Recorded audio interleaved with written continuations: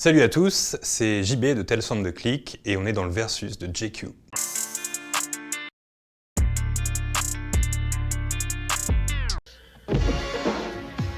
Twentieth Century Fox presents. Ouais, Big, c'est un film qui m'a marqué, c'est un film important parce que je le regardais énormément quand j'étais petit. Et c'est un film qui me parle parce que ça raconte l'histoire d'un enfant qui arrive comme ça du jour au lendemain dans le corps d'un adulte. Et même si j'ai la trentaine, j'ai du mal à me sentir adulte parfois. Il y a des soirées où je parle avec des gens de mon âge et puis ça parle impôt ou prêt à 3,4%, etc. Et c'est toujours des discussions qui m'ennuient. Je pense que je suis un adulte, mais un adulte modéré, voilà.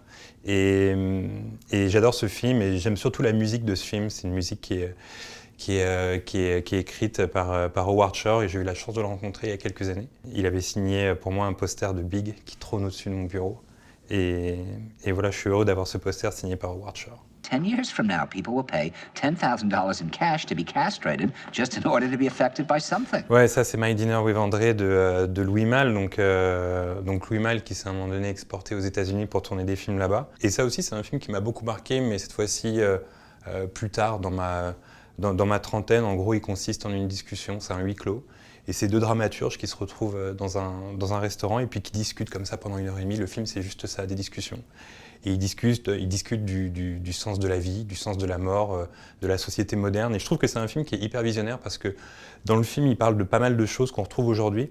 Il y a un exemple que j'aime bien citer, il parle de notre dépendance à la technologie. Et même à l'époque, il lui sort un exemple, il lui dit, parce qu'un des deux dit « j'adore avoir ma couverture chauffante » quand il fait hyper froid à New York parce que j'ai pas le chauffage dans mon appartement, c'est trop cher et tout. Et le mec lui dit « ok, mais si t'avais pas ta couverture chauffante, peut-être que t'en profiterais pour te rapprocher de ta meuf la nuit et peut-être que ça enclencherait quelque chose et puis peut-être qu'il y aurait d'autres sentiments et puis peut-être que vous coucheriez ensemble et puis peut-être que... » Et voilà, il y a plein de discussions comme ça qui sont hyper intéressantes. Et c'est un film qui m'a pas mal marqué, que je regarde beaucoup, parce que j'ai l'impression qu'il m'aide en fait. Ce que disent ces deux personnes-là dans le film, ça m'aide parce que ça répond à pas mal de questions. Roger, tu travailleras avec lui. Avec lui? L'Arme Fatale, c'est vraiment le genre de film qu'on louait au vidéoclub quand j'étais petit. C'est un de mes films préférés, mon buddy movie préféré. J'adore ce duo, j'adore la réal, j'adore la musique de Clapton et de Michael Kamen. Je me souviens, alors j'étais trop petit pour voir les deux premiers au cinéma, mais le troisième, ça c'est un souvenir que je garderai à vie. J'avais eu la chance de le voir au cinéma. Je devais avoir le début de dizaine, c'était L'Arme Fatale 3. Et le film débute par le générique, et en fait, en gros, c'est les lettres Lethal Weapon 3 qui s'affichent avec des flammes sur la musique de Sting et d'Eric Clapton. Et je sais pas, ce générique, ça m'avait marqué. Il y avait un truc vraiment événement, t'es là, t'es au cinéma. En plus, à l'époque, quand t'es petit et que tu vas au cinéma, surtout pour voir un film qui est un peu un film d'adulte, il y a tout un événement autour et t'es là et tu regardes le générique et le générique est trop bien et tu te dis putain, j'ai passé un super moment. Et ça reste une de mes meilleures séances de cinéma, L'Arme Fatale 3. Je suis très content d'avoir vu en salle. Et c'est un film que je regarde à peu près tous les 2 ans parce que je m'en fais la quadrilogie. Et surtout, le 4 est cool. C'est rare d'avoir des 4 cool et je trouve que L'Arme Fatale 4 est bien. C'est un des rares films L'Arme Fatale où si là on me dit qu'il va y avoir un L'Arme Fatale 5, et il y a des rumeurs, je serais content, même s'ils ont tous 92 ans, 93 ans et qu'ils font des trucs de flics, je serais content parce que je les adore en fait. Et je serais toujours content de les revoir ensemble.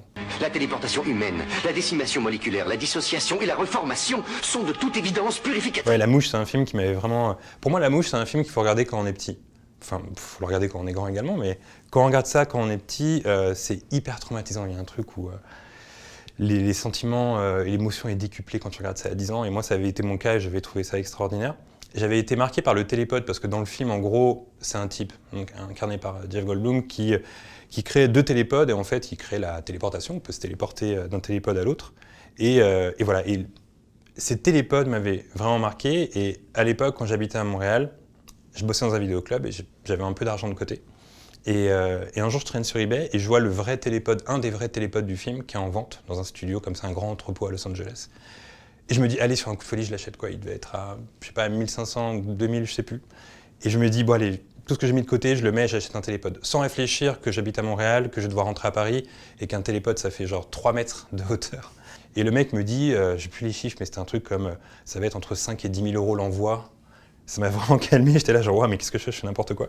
Et finalement voilà, je suis parti en négociation avec lui pour annuler la vente, etc. Mais j'ai eu le vrai télépod du film, je l'ai pas touché, mais j'ai eu le vrai télépod du film pendant genre un jour, voilà, à distance.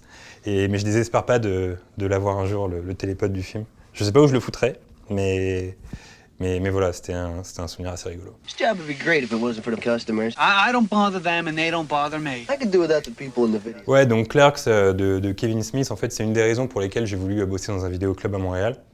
L'autre raison, c'est aussi parce que j'avais vu un interview de Tarantino quand j'étais ado, où en gros il disait qu'il avait travaillé chez Vidéo Archive durant toute sa jeunesse, et j'avais trouvé l'ambiance du documentaire tellement cool. Et quand je suis arrivé à Montréal, je me suis dit, ok, j'ai envie de bosser dans un vidéoclub, mais j'ai aussi envie d'avoir un métier où j'ai le droit de porter la barbe, j'ai le droit de me lever tard et j'ai le droit de m'habiller comme je voulais. C'était mes trois conditions pour avoir un boulot là-bas. Et puis bosser dans un vidéoclub, ça remplit les 3 conditions. Et c'était trop bien parce que c'était un peu comme l'ambiance du film. On parlait de film avec les gens avec qui je bossais. J'ai créé des amitiés là-bas très cool, même avec les clients, parce que les clients arrivaient et on parlait film et tout. C'était trop bien, quoi. En gros, j'étais payé à parler cinéma toute la journée. Et puis voilà, j'arrivais à 16h, je terminais à 1h du matin et c'était trop bien. J'ai aimé cette vie-là. C'était extrêmement mal payé, mais c'était le meilleur métier que j'ai vu de ma vie. Et puis voilà, c'est des grands souvenirs. Et quand je revois Clerks, finalement, ça me rappelle un peu cette époque. Hubert, n'êtes-vous pas le meilleur? Je vous répondrais oui, ça serait de la prétention. Je vous répondrais non, ça serait de la bêtise. Ouais, OSS. Alors, j'ai vu les 2 premiers OSS un peu en retard. Je suis passé un peu à côté. J'ai trouvé ça cool. Après, je suis pas un grand fan. Enfin, par exemple, j'attends pas avec impatience le prochain, j'irai le voir. Mais j'irai surtout le voir pour Jean Dujardin parce que je trouve que c'est un acteur extraordinaire. Et parfois, je repense aux vieux acteurs qu'on a eus comme Marielle ou comme Rochefort ou comme Noiret. Et je trouve que Dujardin, je trouve qu'il fait partie de cette veine-là, quoi, de ces grands acteurs français, de cette grande tradition d'acteurs français avec du charisme, avec un truc en plus. Et c'est toujours un plaisir de voir ces films parce qu'il amène comme ça les spectateurs rien que sur son nom et sur son acting, quoi. Donc moi je suis hyper client de Dujardin. Ok, merci d'avoir regardé, c'était mon versus. À bientôt.